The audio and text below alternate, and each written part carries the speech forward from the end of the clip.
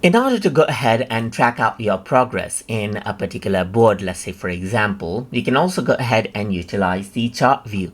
So to access the chart view over here on the top, you can simply go around over here onto charts, and then you'll be able to see the chart of your overall task. For example, over here you can see the status of the task that is left, the bucket over here on not started, in progress, and something that is late as well, and then the priority as well. So you can also see the members who has been assigned, as you can see right here, just like this.